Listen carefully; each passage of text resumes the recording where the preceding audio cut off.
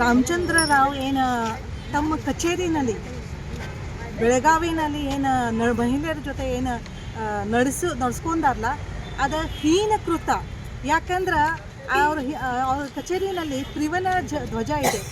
ಆ ಧ್ವಜ ತಳಗೆ ಇವ್ರು ಇಂಥ ಕೃತಿ ಮಾಡಿ ಲಜ್ಜೆಗಡಿ ಕೃತಿ ಮಾಡ್ತಾ ಇಡೀ ಕರ್ನಾಟಕದ ಅವಮಾನ ಮಾಡಿದ್ದಾರೆ. ಹಾಗೂ ಇವ್ರಿಗೆ ಸಿದ್ದರಾಮಯ್ಯ ಗೌರ್ಮೆಂಟ್ ಏನು ಸಸ್ಪೆಂಡ್ ಮಾಡಿದ್ದಾರಲ್ಲ ಅದಕ್ಕೆ ನಾವು ಒಪ್ಪಲ್ಲ. ಯಾಕಂದ್ರೆ ಅವ್ರಿಗೆ ಶಿಕ್ಷೆ ಒದಗಿಸ್ಕೊಡ್ಬೇಕಂದ್ರೆ ಅವ್ರಿಗೆ ನೌಕರಿಯಿಂದ ತೆಗಿಸ್ಬೇಕು.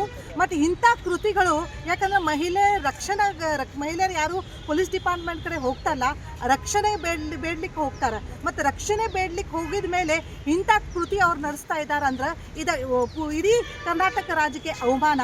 ಹಾಗೂ ಅವಮಾನ ಮಾಡ್ತಾ ಇವರು ತಮ್ಮ ನೀತಿಗಡೆ ಸರ್ಕಾರ ಆಗಿದೆ. ಯಾಕಂದರೆ ಇವ್ರಿಗೆ ಪ್ರೊಟೆಕ್ಷನನ್ನು ಸಿಕ್ಕಿದೆ. ರಾಮರಾವ್ಗೆ ಮೊದಲಿಂದ ಕೃತಿ ಇತಿಹಾಸ ನೋಡಿದ್ದಂದ್ರೆ ಅವರು ಸ್ಟೆಪ್ ಮಗಳು ಏನಿದಾರಲ್ಲ ಅವ್ರಿಗೂ ಅಂದ್ರೆ ಜೈಲಿನಲ್ಲಿ ಇದ್ದಾರೆ. ಸೊ ಇಂಥ ಕೃತಿಗೆ ಅವರು ಸಾಕಷ್ಟು ಬೆಂಬಲ ನೀಡ್ತಾ ಇವರು ಇಂಥ ಕೃತ ಮಾಡ್ತಾ ಮತ್ತು ಪರಮೇಶ್ವರ್ ಅವ್ರ ಜೊತೆ ಅವ್ರದ್ದು ಸಾಕಷ್ಟು ಹೊಂದಾಣಿಕೆ ಇರೋದ್ರಿಂದ, ಸಾಕಷ್ಟು ಆತ್ಮೀಯತೆ ಇರೋದ್ರಿಂದ ಪರಮೇಶ್ವರ್ಗೂ ಈ ಪ್ರಶ್ನೆ ಬಂದಿದೆ. ಬರೀ ಸಸ್ಪೆಂಡ್ ಮಾಡಬೇಡ್ರಿ, ಅವ್ರಿಗೆ ನೌಕರಿಯಿಂದ ತೆಗಿಸ್ಬೇಡ್ರಿ. ಮತ್ತು ಅವ್ರಿಗೇನು ಪೆನ್ಷನ್ ಏನು ನೌಕರಿ ಆದಮೇಲೆ, ಯಾಕಂದ್ರೆ ಬರೀ 4 ತಿಂಗಳಿದೆ ಅವ್ರದ್ದು ನೌಕರಿ, ಅದನ್ನು ಕ್ಯಾನ್ಸಲ್ ಮಾಡ್ತಾ ಅವ್ರಿಗೆ ಶಿಕ್ಷೆ ಒದಗಿಸ್ರಿ. ಯಾಕಂದ್ರೆ ಇಂಥ ಕೃತಿ ಆಮೇಲೆ ಯಾವುದು ಪೊಲೀಸ್ ಡಿಪಾರ್ಟ್ಮೆಂಟ್ ಅವ್ರಲ್ಲಿ ಮಾಡ್ಲಿಕ್ಕೆ ಹೋಗಬಾರ್ದು. ಹಾಗೂ ಮಹಿಳೆಯರಿಗೆ ರಕ್ಷಣೆ ಕೊಡಬೇಕು.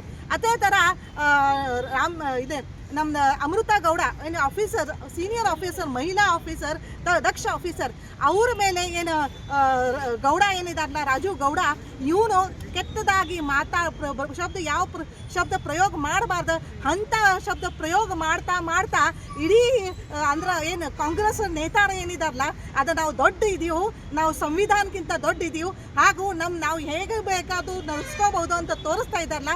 ನಾವು ಈ ಕಾಂಗ್ರೆಸ್ ಸರ್ಕಾರಕ್ಕೆ, ನೀತಿಗಡಿ ಸರ್ಕಾರಕ್ಕೆ ತೀವ್ರವಾಗಿ ಭಾರತೀಯ ಜನತಾ ಪಾರ್ಟಿ ಮಹಿಳಾ ಮೋರ್ಚಾ ಅಧ್ಯಕ್ಷ ನೈನಾ ಬಸ್ಮೆ ಹಾಗೂ ನಮ್ಮ ಮಹಿಳಾ ಮೋರ್ಚಾ ರಾಜ್ಯ ಕಾರ್ಯದರ್ಶಿ ಸೋನಾಲಿ ಸರ್ನಬೌದ್ ಹಾಗೂ ಲೀನಾ ಟೋಪನವರ್ ಹಾಗೂ ಕಲ್ಪನಾ ಇಡ್ಗಿ ಅವ್ರ ಎಲ್ಲರ ನೇತೃತ್ವದಲ್ಲಿ ಈಗ ಖಂಡನೆ ಮಾಡ್ತಾ ಇದ್ದೀವಿ.